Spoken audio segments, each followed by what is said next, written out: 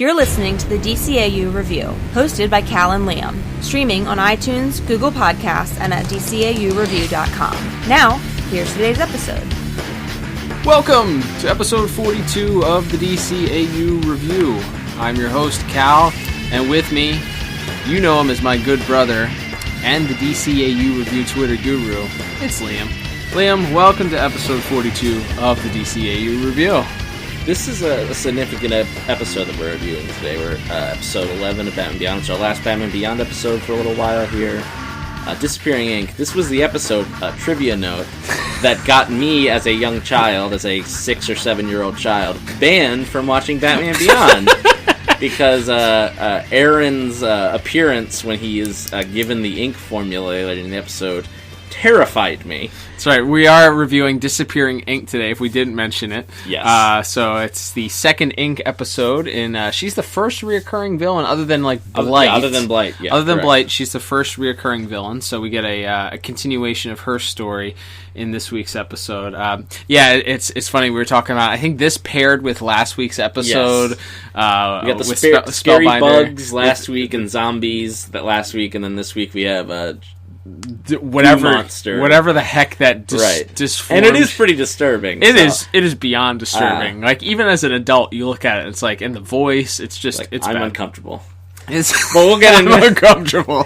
We'll get into that later, but in visuals and certainly in voice acting. But, certainly. But it's also I think pretty memorable to a lot of fans because of one scene in particular, which we'll get into in a little bit here. Absolutely.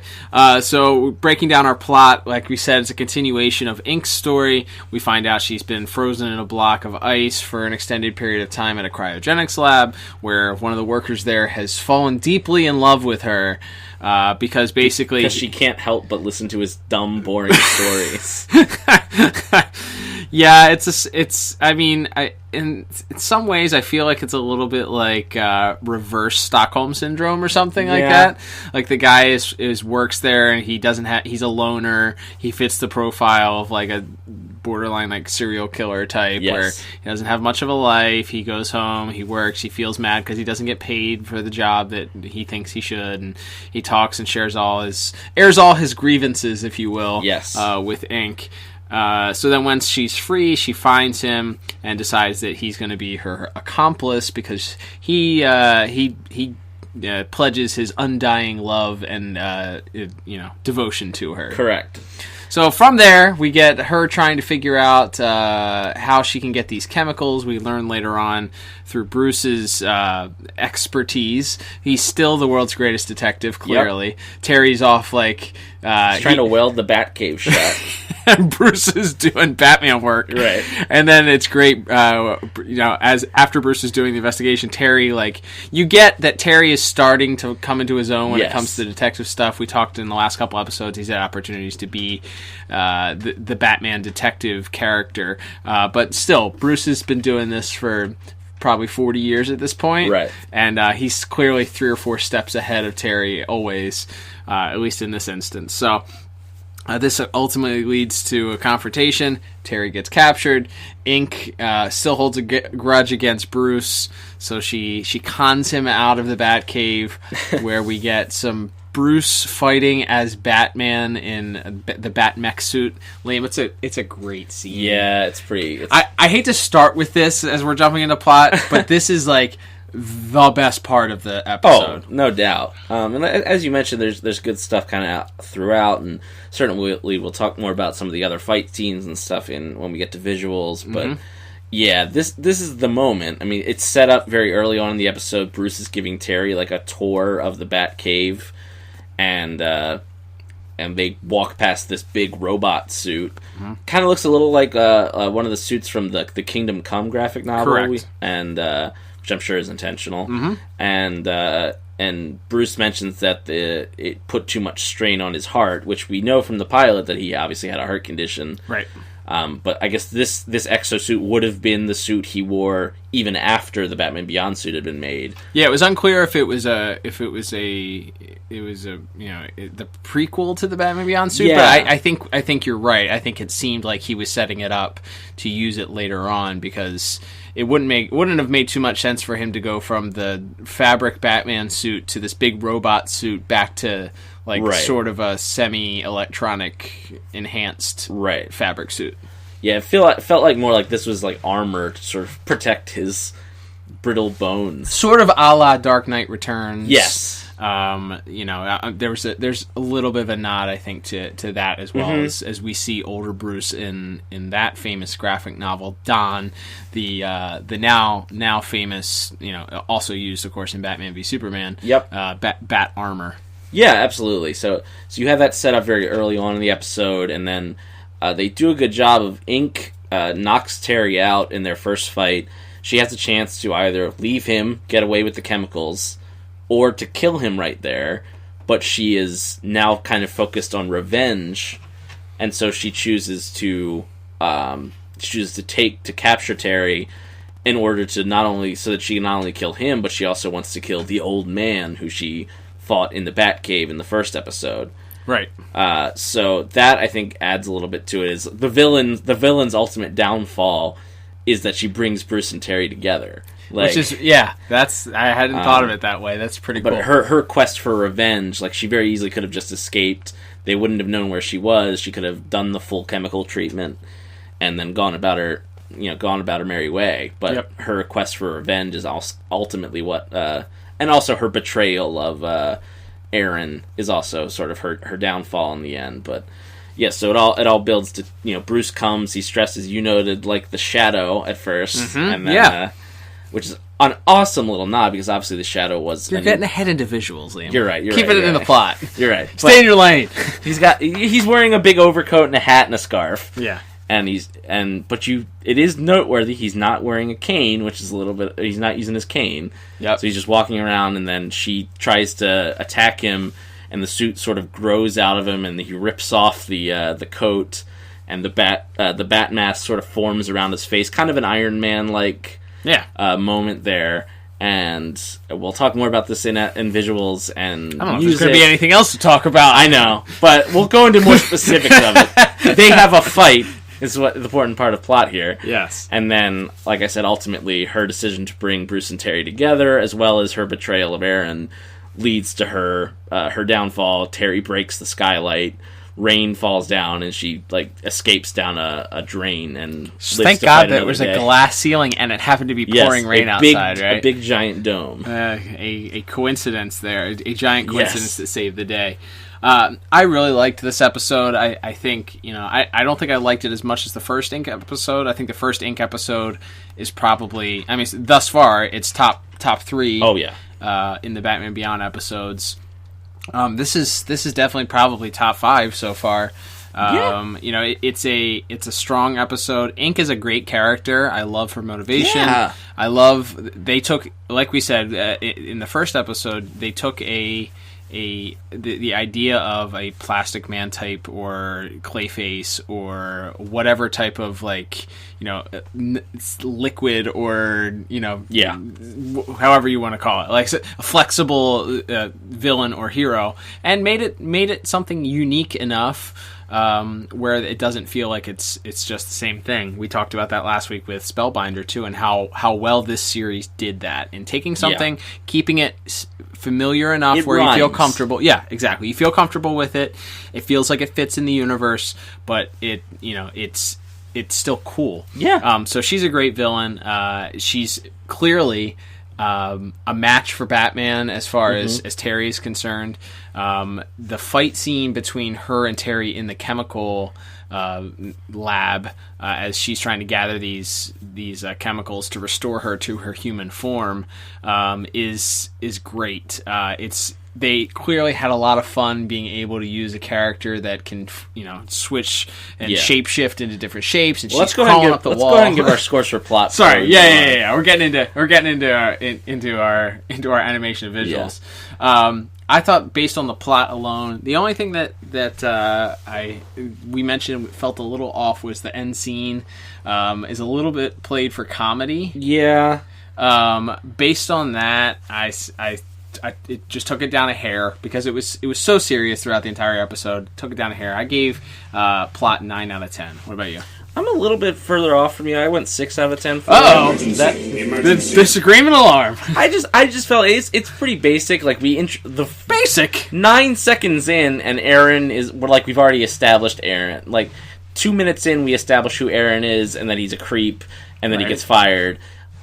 10 seconds after that, he's cutting the wire to free Inque. Okay. And then 2 minutes, she has her first sort of encounter with Batman and the police. That ice did melt awfully quickly. Yes, the ice melts very fast. She has a brief, a hostage situation, and then she goes and finds Aaron immediately, and then we get right to the lab, and then right to the final battle from there. So, it's just it feels like, and I don't know what you could have done to do this better, honestly, but it's just, again, sometimes when it comes to my scores, I just try to go with my first instinct, which is I think it's good, but it just goes from, it moves very quickly, and it moves from guy has somehow fallen in love with Inque to guy gets fired to Inque uses that to get this guy to help her to then she betrays him, and he was kind of okay. So I it just felt like, okay, this character was introduced just so you could have a reason for Inque to escape. I see that, and I could see that he's almost a useless character.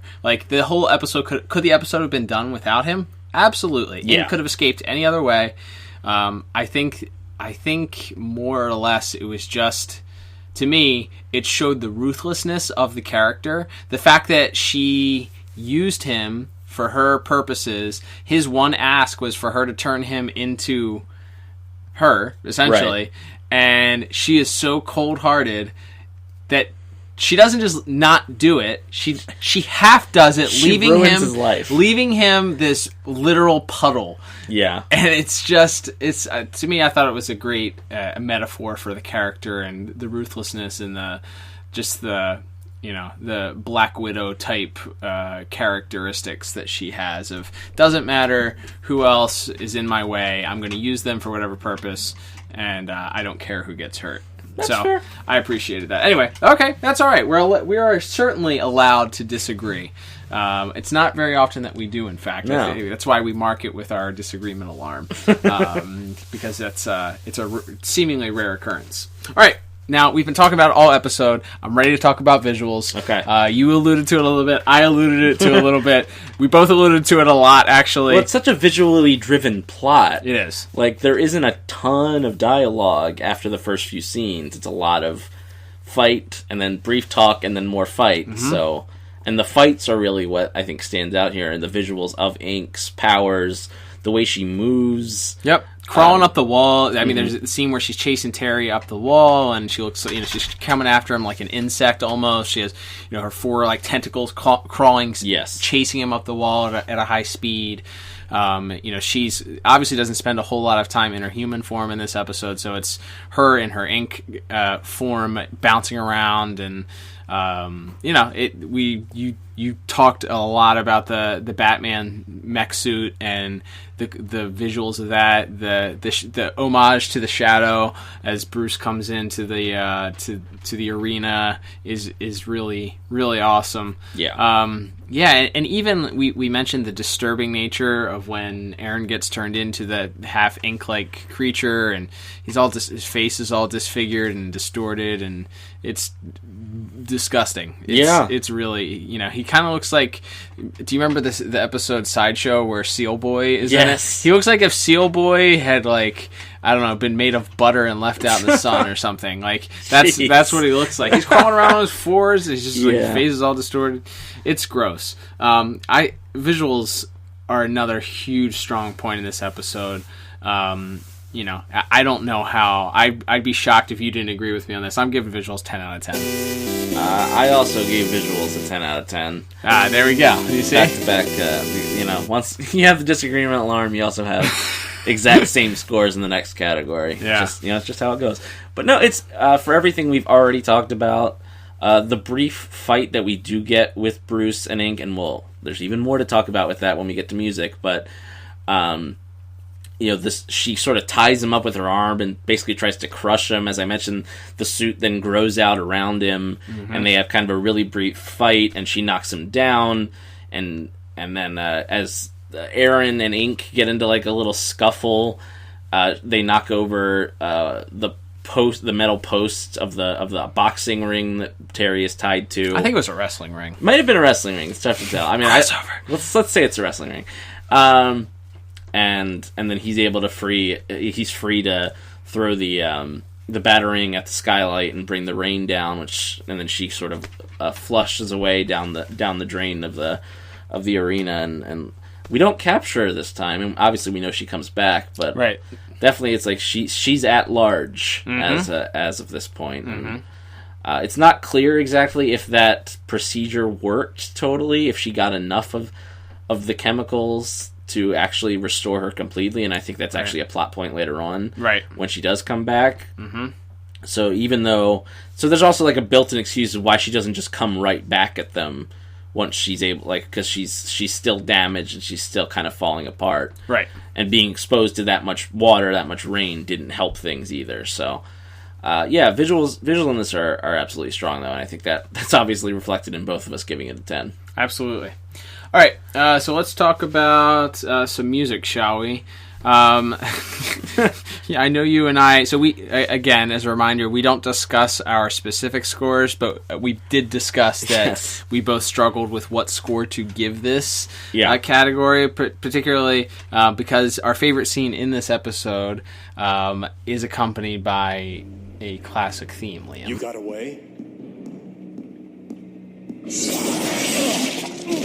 He didn't get away, and neither will you.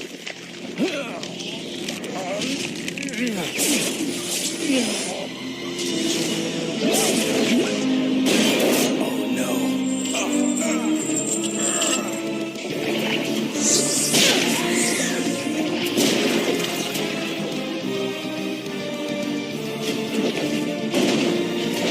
Yes, as you're hearing underneath of us talking right now, they bring back the classic Batman theme. It's also kind of like the choir-y version that you heard in like Mask of Phantasm. And it's just confronted in this great scene, and we'll talk about it a little bit. We have to talk about it in every category because it's the most interesting, coolest scene maybe that we've seen in any Batman Beyond episode so far. Yeah.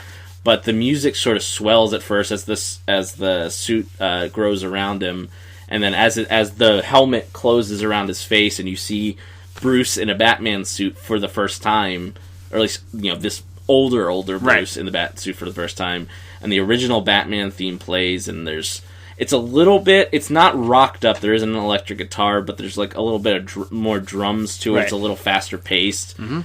And he's sort of knocking Inque back, and she splatters on the wall, and that theme, and then immediately she kind of takes over and knocks him down, and sort of Terry's getting very frantic trying to get free, and the music in that scene is so great. And like it's that classic theme enough, because my initial thought was like I should give it a 10. I'm not, to be clear, don't play the sound. But because the rest of the episode music is, I wouldn't say complete non-factor. The first fight scene with Inque, it's obviously there. That sort of frantic, sort of harder rock is there. But overall, there's not a lot to it. And there's like some quirky music at the end when Aaron is in his cell being talked to by the lonely woman now. But it's like the one like epic great moment. Is that enough to raise it? I settled on 7 out of 10. Okay. Because it is that great for me. Like it's worth it all. Everything we've done on this show so far. Even if most of these Batman Beyond episodes, we talked about this a little off the air, have been pretty darn great. So it's not like it's been a chore to get through these episodes, but even if some of them weren't great, it's all been worth it for that one moment. I would agree. I gave music a very, very different 6 out of 10. And the reason I think you're right. I think that the music in that scene is extremely memorable. Great job. But that, to me, the music was one of the strongest points of the very first Inque episode. Yes. And that sticks out, and it's hard not to compare the two because it's her return, and it didn't play as big of a role. I think you can hear there's some of it that's played during the fight scene between Terry and Inque in the chemical lab. Yeah. But it definitely doesn't play as pivotal a role as it did in the first episode, which left me a little sad. It's like, that was so memorable and such a great theme that they used in that first episode that, it feels kind of empty just playing the general fight music, I guess. But then, but the Bruce scene, as you mentioned, is the pièce de résistance. Yes. It's the best. So I gave music a very different 6 out of 10.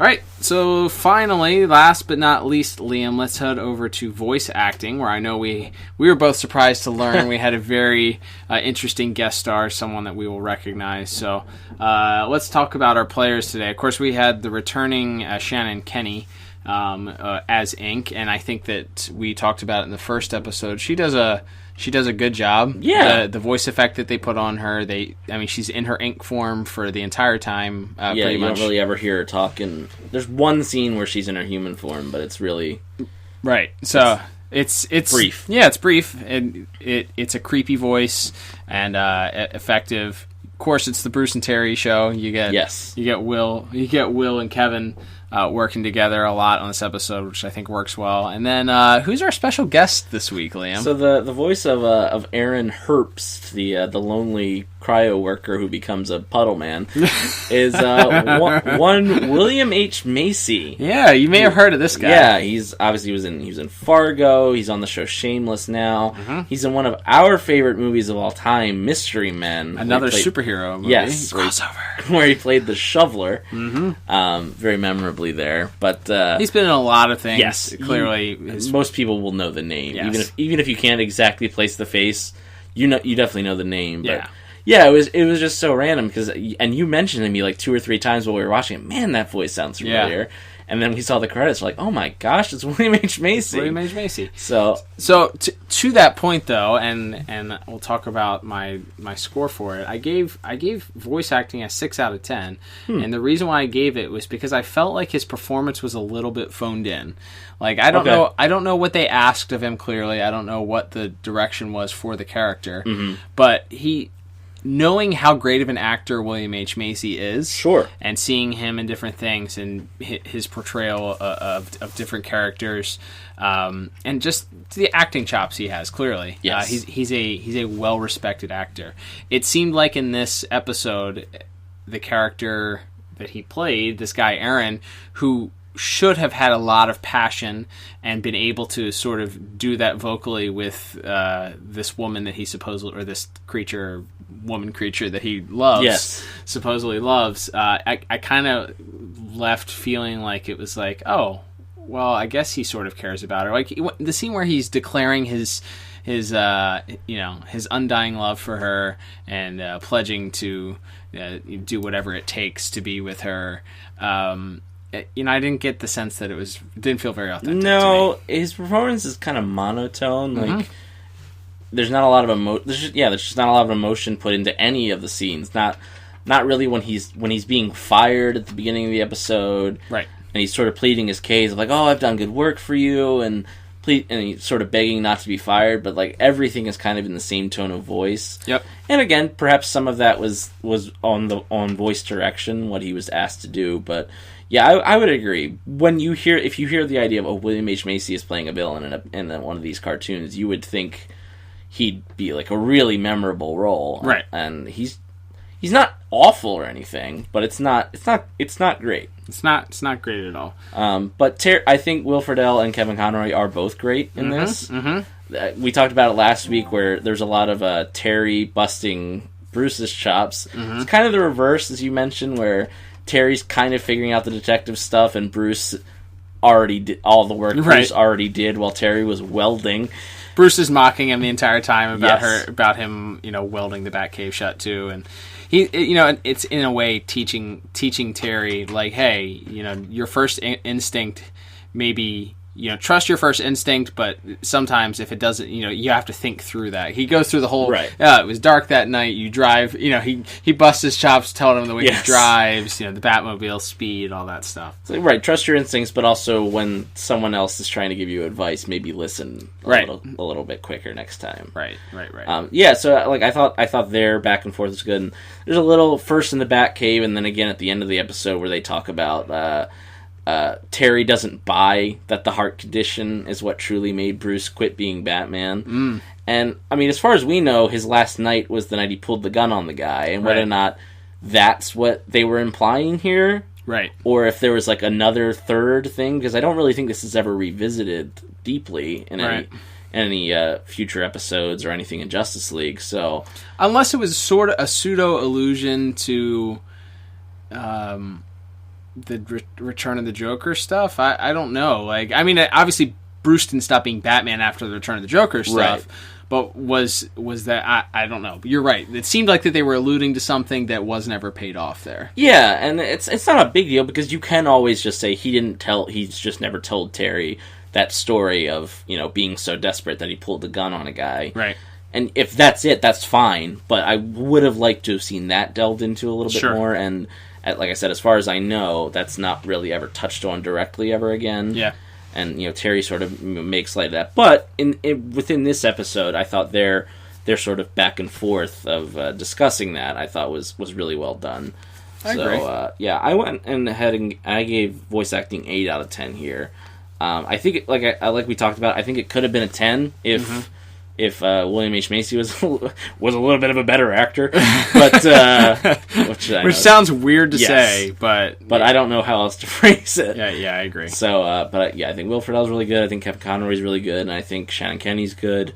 So, and those really are only 3 players. So, with the other than William H. Macy. So, yeah, good. Like I said, 8 out of 10, but obviously not. It could have been perfect, and it wasn't. It's not a disappointment in any way, but still maybe a little underwhelming in some ways. Sure, totally with you on that. All right, well, that brings us to our final scores, I guess, Liam.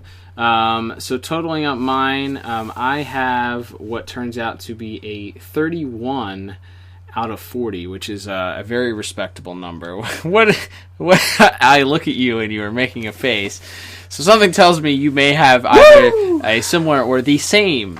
The exact same, in fact, of 31 out of 40. 31. I will say, sometimes we'll both give something a 10 or a low score.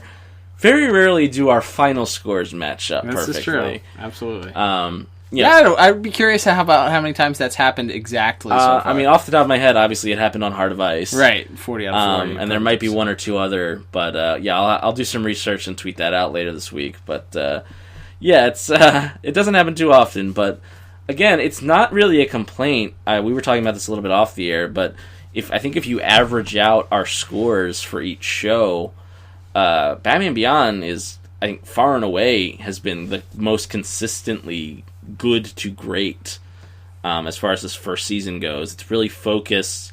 You're on this journey with Terry as he's learning to be Batman. You're introducing these villains. Obviously there's earlier in the season you have Derek Powers, who really hasn't been a player in these last few that we've reviewed at all. In fact, he hasn't been in them. Mm-hmm. But obviously he's coming back eventually. He's lurking in the background. So sort of the more overarching plot that goes through multiple episodes, you're seeing a little bit of that. So yeah, just overall, Batman Beyond's been just a joy to watch so far and to rewatch. Absolutely. Yeah, they're strong episodes, and they're clearly done in such a fantastic way that we've had some sting. We've had 1 or 2 that we didn't care for so far, and I know, as we alluded to a couple weeks ago, there are more coming up in the future with Batman Beyond. Some episodes that are not universally loved. I guess is putting it lightly. I will say, if anyone hates on the episode where Terry's friend dates a robot, though. I'll fight you over that one. I love that. The title alone, I think, is going to get a bonus point. I think it's just called Terry's Friend. Yeah, it's definitely called that. I think that alone would get a point from me. Yes. So, kind of like as we've mentioned, sort of alluded to in the past with certain episodes of the original Batman or Justice League. There's episodes that I'm kind of excited for those though, because some that we've expected to be bad have actually been pretty darn good, and some that we expected to be really good were awful. Yeah. So that's the fun thing about reviewing all these episodes Yes. now with this type of critical eye. But, yeah, absolutely. All right, so, Liam, that will wrap things up for us this week. Thank you, everybody, for listening. As we always say, the fact that you've taken time out to listen to us talk about cartoons that are now 20-some years old. Batman Beyond, exactly 20. Exactly 20 years old. Happy birthday, Batman Beyond.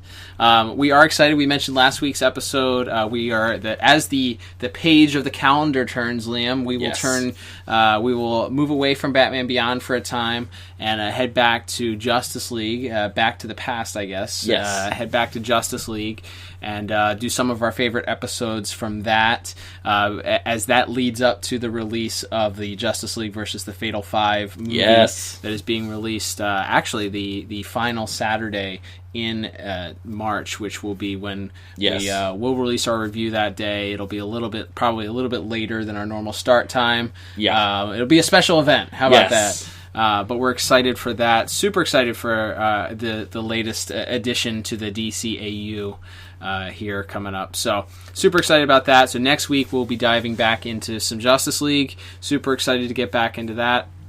Don't forget, follow us on Twitter. Liam runs our Twitter page at DCAU Review. Also, don't forget, we're still doing our Twitter contest. We're creeping up closer to 250. We say it every week. We're getting there, slowly but surely. It's a marathon, not a sprint. Exactly. So don't forget. Please tell your friends to like our page, to follow us, and then we are planning on giving. We get to 250. It'd be awesome if we got to 250 by the end of March. That would be great. We would love to give away a copy of the Almost Got 'Em game. We'll give you all the information once we hit to 250. We've been doing it over the last 10 episodes, so go back and listen to one of those if you want all the details, and then we'll update again shortly. Anything else, Liam?